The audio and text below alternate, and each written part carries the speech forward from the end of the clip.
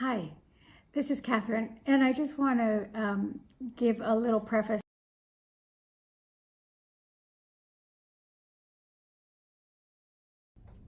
Catherine here. Today I'm going to go over my final gear list for my upcoming thru-hike at the PCT. And I air quote my final gear list because I bet you a buck it's going to change before I even step foot on the trail. In any event, let's start, and I hope I won't be too long-winded because most of you know the items that I probably have. So I'm going to try to keep in my mind that I need a timer in order to not ramble too much. So let's start off with my backpack. It is the Gregory Jade 63 liter. This is old school. It first came out, when I got it, it was weighing close to 4 pounds. And with my modifications that I've done to it to fit me, it's now 3.5 pounds.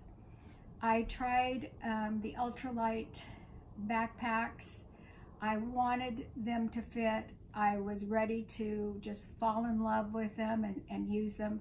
But somehow my brain just does not compute big long tube, roll up, and that's it, and stick a couple of things on the outside.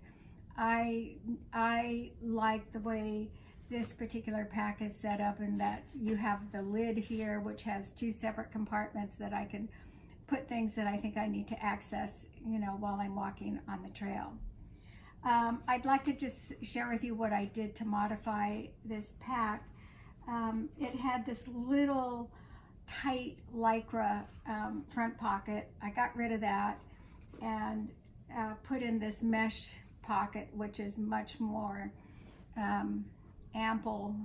It's bigger and wider, and I put a shock cord here so that it's tight here and hopefully things won't fall out of it. And then a couple of days ago I added this shock cord, and there was no attachment points here on the pack, so I added attachment points with the Rogaine ribbon, and it's working out great. So another thing that I did is that I got rid of their pretend hip pockets, and I got the scissors and just got rid of them. And then now I've put the Z-Packs hip belts I put on each side.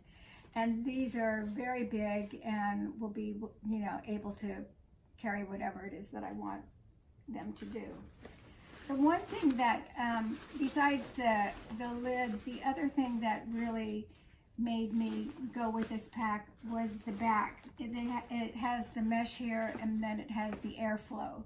So I like the fact that as I'm wearing it, I can actually feel that my back over here is cooler.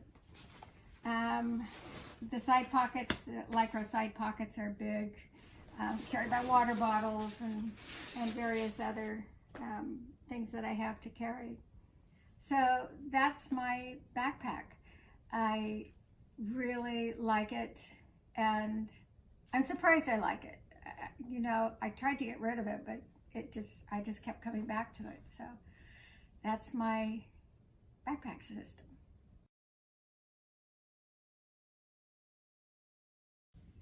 Next thing that I want to talk about is my shelter system. Guess what this is?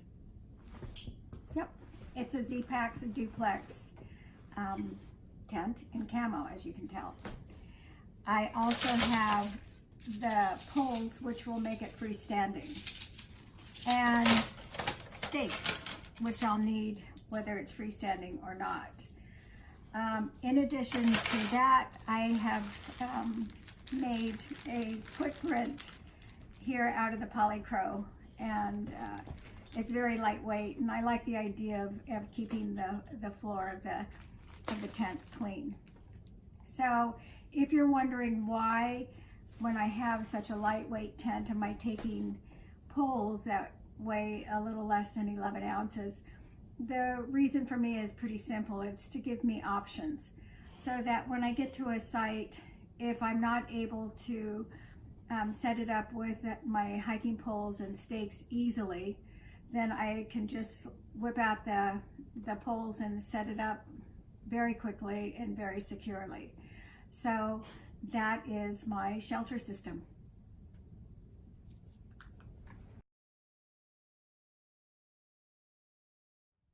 Last but not least is my sleep system. I sleep cold. I am a side sleeper. I go back and forth. I also value sleep and how necessary it is for me to function the next day. So having said that, here inside this dry sack is a Z-Packs 5-degree regular size sleeping bag. I elected to go with a 5-degree because I didn't want there to be any question whatsoever about warmth. I also elected to get the regular length instead of the shorter one because I figured if it's going to be really cold at night, I'll be sharing my sleeping bag with my electronics and water filter. So then after my sleeping bag comes probably another important, the sleeping pad. So I have the NeoAir thermarest. As you can see, it's wide. It's the 25-inch version. And what I did is I cut it. It was originally 72 inches and now it's 47 inches. It's pretty easy to modify this. You just have to make sure that there's no leaks. So, and the reason that I picked the 25-inch width is because the 20-inch it's like part of me has to stay awake at night trying to stay on the sleeping pad. In addition to the sleeping pad, I have the blow-up bag here. I modified this. I cut off I cut off an ounce of fabric, and I'm able to use this to blow up the pad easily. For my pillow, I have the Big Sky Dream Sleeper, and I made a nice pillowcase for that. The other piece of my sleep system, which will also serve other functions, is my Gossamer Gear 1/8-inch closed cell foam pad. I've shortened this one also, but I can use this if this is not warm enough.